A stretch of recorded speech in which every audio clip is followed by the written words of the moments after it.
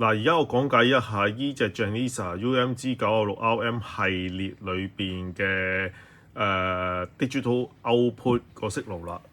而家你見到佢個 K1、K2 咧就係冇黑點嘅，係啦，得個圈圈嘅啫。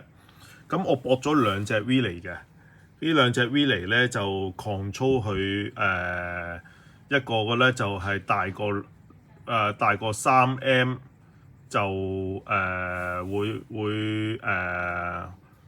會交個 signal 出嚟，一個咧就大過2M 就會交 signal 出嚟噶啦，低過2M 就回復翻正常冇噶啦。咁我咧喺個電腦裏邊個 comparator 咧就校咗嘅 group 1咧，咁啊大過3M 啦 ，group 2咧就大過2M 嘅。咁啊喺個 I/O 依度嘅咧就 output 2咧就正常 NO 嘅，比較 comparator output group 2。而家 output 1咧就 comparator group 1嗰度都係 NO 嘅，係啦。咁啊傳送入去啦，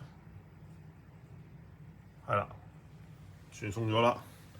咁樣嘅咧之後嘅咧我依度有個secondary 嘅 JM 嘅，係啦，咁樣嘅咧就會慢慢交個signal電流啦。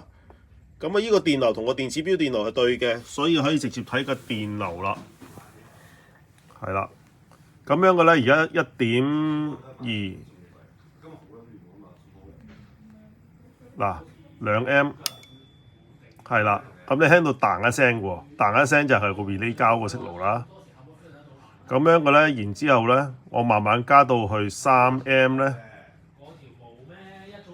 係啦，3M 啦，因為我校咗2秒 delay 啊，係啦，咁啊佢啊3M 嚟噶啦，咁啊3M 佢響個signal噶咯喎，咁啊我用個他錶卡住佢個電腦啦，係啦，咁就需要響嘅，然之後咧就交翻低個電流佢，跌翻落去2M 啦。嗱，咁啊佢個signal就冇咗啦。如果再上翻大少少電流咧，係啦，咁樣嘅咧就要去到3M 啦。嗱，3M 啦，然之後嘅咧就會跌翻落去啦。好，咁啊而家交完signal啦，咁啊依個示範就完成啦。